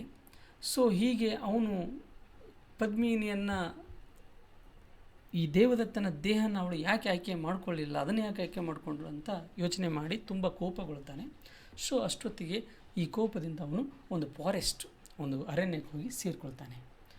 ಆಗ ಈಗ ಮನೆಯಲ್ಲಿ ಪದ್ಮಿನಿ ದೇವದತ್ತನ ತಲೆ ಇದೆ, ಅಂದರೆ ಕಪಿಲನ ದೇಹ ಮತ್ತು ದೇವದತ್ತನ ತಲೆ ತುಂಬ ಸಂತೋಷವಾಗಿದ್ದಾರೆ. ಯಾಕಂದರೆ ಈಗ ದೇವದತ್ತ ಹೇಗೆ ಕಾಣಿಸ್ತಾ ಇದ್ದಾನೆ ಅಂದರೆ ತುಂಬ ಸ್ಟ್ರಾಂಗ್ ಬಾಡಿಯನ್ನು, ಅವನಲ್ಲಿ ತುಂಬ ಸ್ಟ್ರಾಂಗ್ ಆದಂಥ ಬಾಡಿ ಇದೆ, ಹಾಗೂ ತುಂಬ ಇಂಟೆಲಿಜೆಂಟ್ ಅಂತ ತನ್ನದೇ ಆದಂಥ ದೇವದತ್ತನ ಹೆಡ್ ಇದೆ. ಸೊ ಅದಕ್ಕಾಗಿ ತುಂಬ ಹ್ಯಾಪಿಯಾಗಿದ್ದಾನೆ. ಅದೇ ರೀತಿ ಪದ್ಮಿನಿಯೂ ತುಂಬ ಹ್ಯಾಪಿಯಾಗಿದ್ದಾಳೆ, ಯಾಕಂದರೆ ತುಂಬ ಸ್ಟ್ರಾಂಗ್ ಬಾಡಿ ಸಿಕ್ಕಿದೆ, ಸ್ಟ್ರಾಂಗ್ ಮೈಂಡ್ ಸಿಕ್ಕಿದೆ ಅಂತ.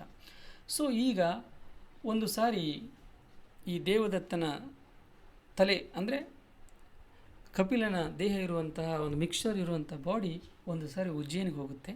ಆ ಉಜ್ಜಯಿನಲ್ಲಿ ಒಂದು ರೆಸ್ಲಿಂಗ್ ನಡೀತಾ ಇರುತ್ತೆ, ಕುಸ್ತಿ. ಸೊ ಬಾಡಿಯನ್ನು ಕಂಟ್ರೋಲ್ ಮಾಡಲಿಕ್ಕೆ ಆಗಲ್ಲ. ಅದು ಸಡನ್ಲಿ ಏನು ಮಾಡುತ್ತೆ ಅಂದರೆ ದೇವದತ್ತ ಆ ಒಂದು ರೆಸ್ಲಿಂಗ್ ಪಿಟ್ಟಲ್ಲಿ ಜಂಪ್ ಮಾಡಿ ಒಬ್ಬನ ಜೊತೆ ಕುಸ್ತಿ ಆಡಿ ಸೋಲಿಸಿಬಿಡ್ತಾನೆ. ಸೊ ಅದು ಏನಾಗ್ತಾ ಇದೆ ಅಂದರೆ ತನ್ನ ಒಂದು ತಲೆ ಇರುವಂಥ ಆ ಒಂದು ದೇವದತ್ತನ ತಲೆ ಆ ಬಾಡಿನ ಕಂಟ್ರೋಲ್ ಮಾಡಲಿಕ್ಕೆ ಆಗ್ತಾನೇ ಇಲ್ಲ. ಸೊ ಅದು ಮಿಸ್ ಮ್ಯಾಚ್ ಆಗಿ ಅಷ್ಟೊಂದು ಎನರ್ಜಿ ಬಂದು ಆ ರೀತಿ ಒಂದು ಹೊಸ ಫೀಲಿಂಗು ಆ ಒಂದು ದೇಹದಲ್ಲಿ ಬರ್ತಾನೆ ಇದೆ. ಸೊ ಅದಕ್ಕಾಗಿ ಆ ಒಂದು ಘಟನೆಯನ್ನು ಬಂದು ಪದ್ಮಿನಿಗೆ ಹೇಳ್ತಾಳೆ. ಪದ್ಮಿನಿ ಹೇಳ್ತಾಳೆ, ಇಲ್ಲ ನೀನು ಈ ರೀತಿಯೆಲ್ಲ ವರ್ತನೆ ಮಾಡಬೇಡ, ಇಲ್ಲಾಂದರೆ ಜನರಿಗೆ ಗೊತ್ತಾಗ್ಬಿಡುತ್ತೆ ಇದು ನಿನ್ನ ದೇಹ ಅಲ್ಲ ಅನ್ನೋದು. ಸೊ ಅದಕ್ಕಾಗಿ ನಿನ್ನನ್ನು ನೀನು ತಾಳ್ಮೆಯಿಂದ ಇಟ್ಕೊ ಅಂತ ಹೇಳ್ತಾಳೆ. ಸೊ ಇದಾದ ಮೇಲೆ ಆ್ಯಸ್ ಯೂಶುವಲು ಅವರು ತುಂಬ ಸಂತೋಷವಾಗಿರ್ತಾರೆ. ಸೊ ಸಂತೋಷವಾಗಿದ್ದಾಗ ಮುಂದೆ ಏನಾಗ್ತಾ ಬರುತ್ತೆ ಅಂದರೆ ತುಂಬ ದಿವಸಗಳು ಕಾಲ ಕಳೆದ ನಂತರ ಈ ದೇವದತ್ತ ಅಂತಂದರೆ ಆ ಕಪಿಲನ ದೇಹ ಇರುವಂಥ ದೇವದತ್ತ ಯಾವುದು ಜಿಮ್ಮಿಗೆ ಹೋಗಲ್ಲ, ಯಾವುದು ಫಿಸಿಕಲ್ ಆ್ಯಕ್ಟಿವಿಟೀಸ್ ಮಾಡಲ್ಲ. ಬರ್ತಾ ಬರ್ತಾ ಬರ್ತಾ ಮನೆಯಲ್ಲಿ ಕೂತ್ಕೊಂಡು ಮತ್ತೆ ವೇದ ಉಪನಿಷತ್ತುಗಳನ್ನು ಓದೋದು, ಪದ್ಯಗಳನ್ನು ಬರೆಯೋದು, ಈ ರೀತಿ ಕಾಲ ಕಳೆಯೋದ್ರಿಂದ ಮತ್ತೆ ತನ್ನ ದೇಹ ತುಂಬ ಪ್ಲಂಪಿ ಅಂದರೆ ತುಂಬ ದಪ್ಪ ಆಗಿರುವಂಥ ಮತ್ತು ಅಕ್ರಾಳ ವಿಕ್ರಾಳವಾಗಿ ದೇಹ ಪರಿವರ್ತನೆಗೊಳ್ಳಲಿಕ್ಕೆ ಸ್ಟಾರ್ಟ್ ಆಗುತ್ತೆ. ಸೊ ಮತ್ತು ಪದ್ಮಿನಿಗೆ ಆ ಒಂದು ದೇಹದ ಮೇಲೆ ಇರುವಂಥ ಇಂಟ್ರೆಸ್ಟು ತುಂಬ ಕಡಿಮೆ ಆಗ್ತಾ ಬರುತ್ತೆ. ಸೊ ಆಗ ಏನಾಗತ್ತಂದರೆ ಕೆಲವು ದಿನದ ನಂತರ ಮಗು ಹುಟ್ಟುತ್ತೆ ಅವರಿಗೆ. ಆ ಮಗು ಆಡ್ತಕ್ಕಂತಹ ಒಂದು ಗೊಂಬೆಗಳು ತುಂಬ ಹಳಿಯಾದಂಥ ಗೊಂಬೆಗಳಿರುತ್ತೆ. ಸೊ ತನ್ನ ಗಂಡನ್ನು ಏನು ಮಾಡ್ತಾಳೆ ಅಂದರೆ ಹೋಗಿ ನೀನು ಉಜ್ಜಯಿನಿಗೆ ಹೋಗಿ ಗೊಂಬೆಗಳನ್ನು ತರಬೇಕು ಅಂತ ಇನ್ಸಿಸ್ಟ್ ಮಾಡ್ತಾಳೆ. ಆಲ್ರೆಡಿ ಅವನೇನಂತಂದರೆ ಉಜ್ಜಯಿನಿಗೆ ಹೋಗ್ತಾನೆ, ಹೋಗಿ ಗೊಂಬೆಗಳನ್ನು ತರ್ತಾನೆ. ಆ ಗೊಂಬೆಗಳು ಏನಂದರೆ ಎಂಥ ವಿಶೇಷತೆ ಆ ಟಾಯ್ಸ್ಗಳು ಅಂತಂದರೆ ಈ ಗೊಂಬೆಗಳು ಎರಡು ಡಾಲ್ಸ್ಗಳು ಬರುತ್ತೆ. ಆ ಮಾತಾಡುವಂಥ ಗೊಂಬೆಗಳು ಅವು. ಆ ಗೊಂಬೆಗಳ ಮೂಲಕ ನಾವು ಏನನ್ನು ಕಾಣ್ಬೋದು ಅಂದರೆ ಮನಸ್ಸಿನಲ್ಲಿ ಏನು ನಡೀತಾ ಇದೆ ಅನ್ನೋ ಅರ್ಥ ಮಾಡ್ಕೋಬೋದು. ಯಾಕಂದರೆ ಗೊಂಬೆಗಳು ಮಾತಾಡ್ತಾ ಇರ್ತವೆ, ಅದನ್ನು ನೋಡ್ತಾ ಇರ್ತವೆ ಮತ್ತು ಅವನು ಇಂಟರ್ಪ್ರಿಟ್ಗಳನ್ನು ಮಾಡ್ತವೆ. ಈಗ ಗೊಂಬೆಗಳು ಬಂದ ಮೇಲೆ ಗೊಂಬೆಗಳು ಅಂತವೆ, ಏನಿದು ನಮಗಿಂತಲೂ ಹೆಚ್ಚು ಇಂಪಾರ್ಟೆನ್ಸ್ ಆ ಮಗುವಿಗೆ ಕೊಡ್ತಾ ಇದೆ. ಆ ಮಗು ಏನಾಗಿದೆ ಅಂದರೆ ಈಗ ನಮ್ಮ ಒಂದು ಖುಷಿಗೆ ಅಡ್ಡ ಆಗಿದೆ, ಆ ಮಗು ಹುಟ್ಟಬಾರ್ದಿತ್ತು, ಹಾಗೆ ಹೀಗೆ ಅಂತ ಹೇಳ್ತಾ ಹೋಗ್ತವೆ. ಸೊ ನಂತರ ಏನಾಗುತ್ತಂದರೆ ಆ ಗೊಂಬೆಗಳು ಈ ಪದ್ಮಿನಿಯ ಒಂದು ತಲೆಯಲ್ಲಿ, ಅಂದರೆ ಒಂದು ಕನಸಲ್ಲಿ ಏನು ಓಡ್ತಾ ಇದೆ, ಒಂದು ಏನು ಆಗ್ತಾ ಇದೆ ಅನ್ನೋದನ್ನು ನೋಡ್ತವೆ ಅವು. ಸೊ ಈ ಪದ್ಮಿನಿ ಕನಸು ಕಾಣಲಿಕ್ಕೆ ಪ್ರಾರಂಭಿಸ್ತಾಳೆ. ರಾತ್ರಿ ಏನಾಗುತ್ತೆ ಅಂದರೆ ಪದ್ಮಿನಿಯ ಕನಸಲ್ಲಿ ಒಬ್ಬ ವ್ಯಕ್ತಿ ಬರ್ತಾ ಇರ್ತಾನೆ. ಅವನು ಮರಗಳನ್ನು ಹತ್ತಾನೆ, ನೀರಿನಲ್ಲಿ ಜಂಪ್ ಮಾಡ್ತಾ ಇರ್ತಾನೆ, ತುಂಬ ಸ್ಟ್ರಾಂಗ್ ಆಗಿರುವಂಥ ವ್ಯಕ್ತಿ. ಈ ರೀತಿ ಒಂದು ಕನಸನ್ನು ಕಾಣ್ತಾ ಇರುವಂಥ ಪದ್ಮಿನಿಯ ಆ ಕನಸನ್ನು ಈ ಗೊಂಬೆಗಳು ಅರ್ಥ ಮಾಡ್ಕೊಳ್ತವೆ. ಸೊ ಆಗ ಆ ಗೊಂಬೆಗಳು ಏನಂದರೆ ಅಂದರೆ ಫಸ್ಟ್ ಗೊಂಬೆಗಳು ಎರಡು ಇರುತ್ತವೆ, ಡಾಲ್ 1 ಮತ್ತು ಡಾಲ್ 2. ಅವು ತಮ್ಮ ಮಧ್ಯೆ ಮಾತಾಡ್ತವೆ. ಯಾರದು ಆ ಗಂಡ ಇರಬೇಕಾದ್ರೂ ಅವಳ ಕನಸಲ್ಲಿ ಇನ್ನೊಬ್ಬ ಹೇಗೆ ಬರ್ತಾನೆ, ಯಾರು ಆ ವ್ಯಕ್ತಿ ಅಂತ ಚರ್ಚೆ ಮಾಡ್ತಾ ಇರ್ತವೆ. ನಂತರ ಏನಾಗುತ್ತಂದರೆ ಒಂದು ಸಾರಿ ಪದ್ಮಿನಿ ಡಿಸೈಡ್ ಮಾಡ್ತಾಳೆ ಏನಂತಂದರೆ, ಅವಳು ತನ್ನ ಗಂಡ ಅಂದರೆ ಈಗ ಇರುವಂತಹ ದೇವದತ್ತ, ಆ ದೇವದತ್ತ ಅಂದರೆ ಈಗ ಏನಾಗಿದ್ದಾನೆ ಮತ್ತೆ ದೇವದತ್ತನೇ ಆಗಿಬಿಟ್ಟಿದ್ದಾನೆ. ಅವನು ಸ್ಟ್ರಾಂಗ್ ಬಾಡಿ ಎಲ್ಲ ವ್ಯಾನಿಷ್ ಆಗಿ ಹೋಗಿದೆ, ಮತ್ತು ವೀಕ್ ಬಾಡಿ ಆಗಿದೆ. ಅವನಿಗೆ ಒಂದು ಸಾರಿ ಏನು ಮಾಡ್ತಾನೆ ಅಂದರೆ, ನೀನು ಇಲ್ಲ ಮತ್ತು ಈ ಗೊಂಬೆಗಳು ಏನಂದರೆ ತುಂಬ ಹರಿದು ಹೋಗಿದೆ. ಯಾಕಂದರೆ ಯಾಕೆ ಆ ಗೊಂಬೆಗಳು ಹರಿದು ಹೋಗಿರ್ತವೆ ಅಂದರೆ, ಆ ಗೊಂಬೆಗಳ ಮಧ್ಯೆ ಫೈಟ್ ಆಗುತ್ತೆ. ಅವುಗಳು ಕಮೆಂಟ್ ಮಾಡ್ತವೆ, ನೀನು ಸ್ಟ್ರಾಂಗು ನಾನು ಸ್ಟ್ರಾಂಗು ಅಂತ. ಆ ಒಂದು ಫೈಟಲ್ಲಿ ತುಂಬ ಎರಡು ಗೊಂಬೆಗಳು ಹೊಡೆದಾಡಿಕೊಂಡು ತಮ್ಮ ಬಟ್ಟೆಗಳನ್ನು ಹರ್ಕೊಳ್ತವೆ ಮತ್ತು ಗಲೀಜವಾಗಿ ಕಾಣಿಸ್ತಾ ಇರ್ತವೆ.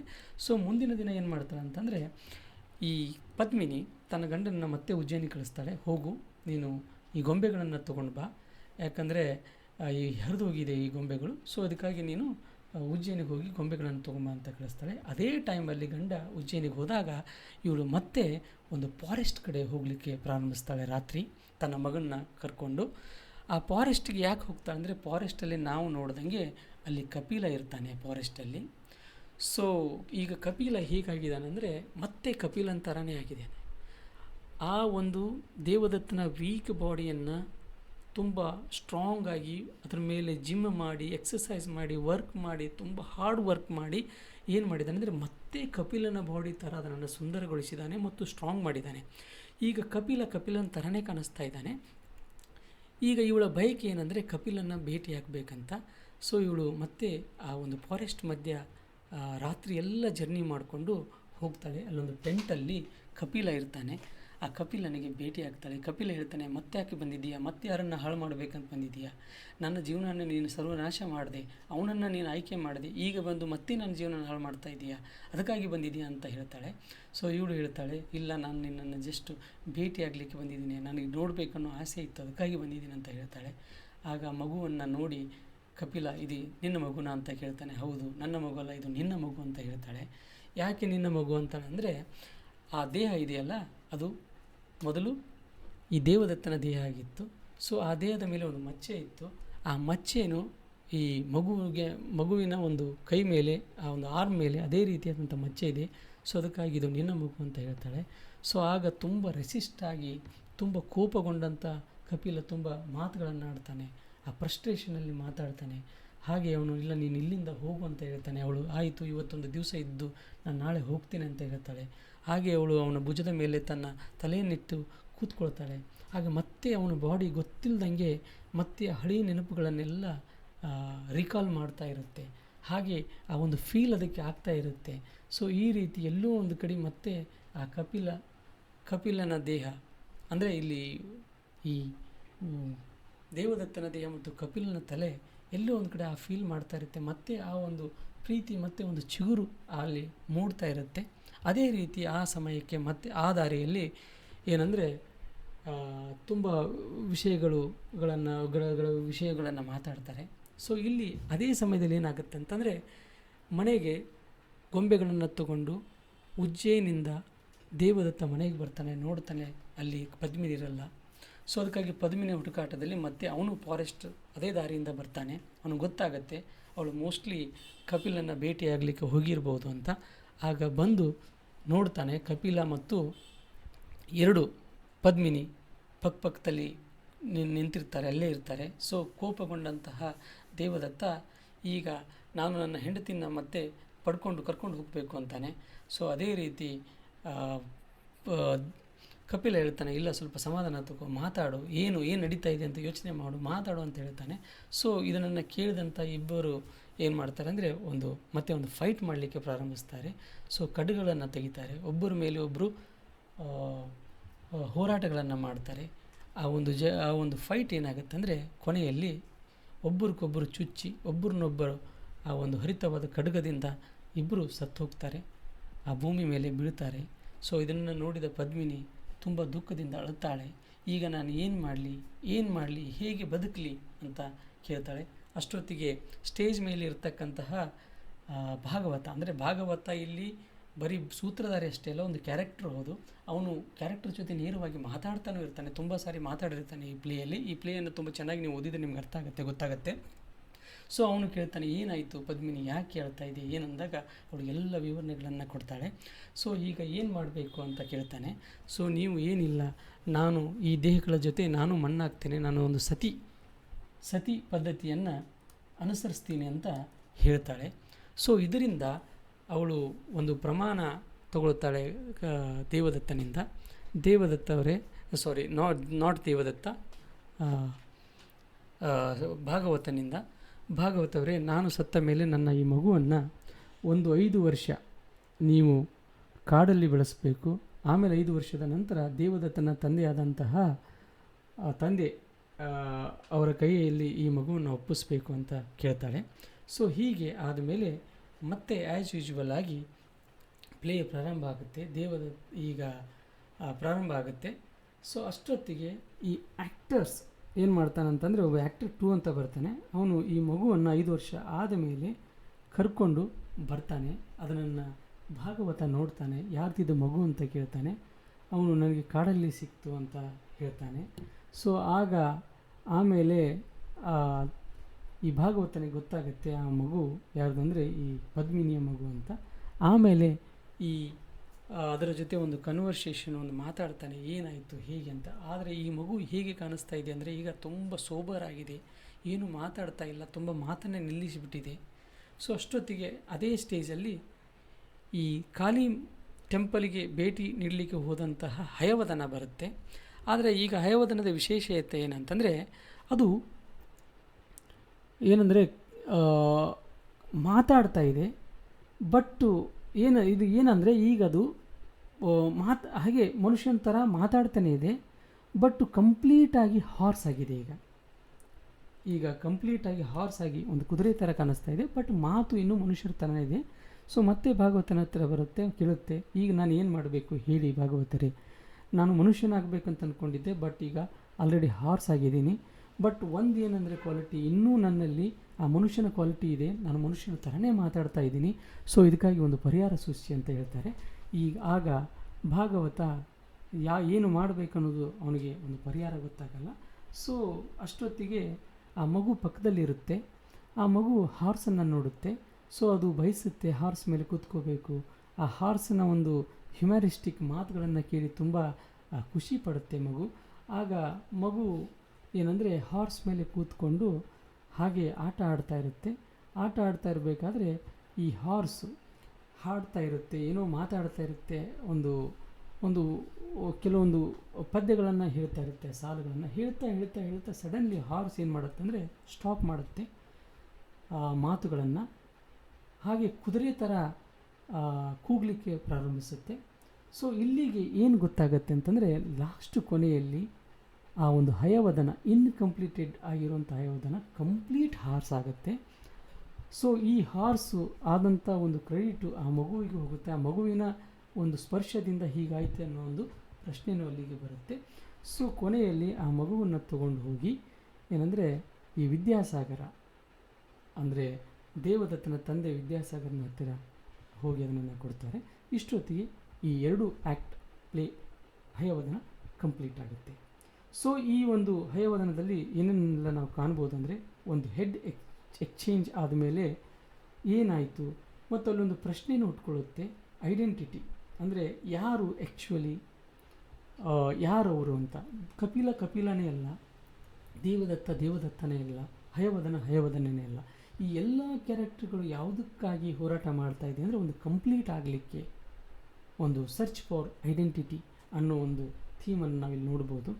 ಸೊ ಮತ್ತು ಹಾಗೆ ಈ ಪ್ಲೇಯಲ್ಲಿ ನಾವು ಒಂದು ಫೋಕ್ ಥಿಯೇಟರ್ ಲೈಕ್ ಈ ಯಕ್ಷಗಾನ ಥರ ಒಂದು ಮಾಸ್ಕ್ ಹಾಕ್ಕೊಂಡು ತುಂಬ ಕ್ಯಾರೆಕ್ಟರ್ಗಳೆಲ್ಲ ಪ್ಲೇಯನ್ನು ರೋಲ್ ಪ್ಲೇ ಮಾಡ್ತಾ ಇರ್ತವೆ ಪ್ಲೇಯಲ್ಲಿ. ಸೊ ಹಾಗೆ ಈ ಇನ್ಕಂಪ್ಲೀಟ್ನೆಸ್ ಅನ್ನೋ ಒಂದು ಥೀಮನ್ನು ನೋಡ್ಬೋದು. ಇಲ್ಲಿ ಏನಂದರೆ ಎರಡು ಹೋರಾಟ, ಯಾವುದಂದ್ರೆ ಒಂದು ಮೈಂಡು, ಒಂದು ಬಾಡಿ. ಒಂದು ದೇವದತ್ತನ ಮೈಂಡ್ ಆದರೆ ಕಪಿಲನ ಬಾಡಿ.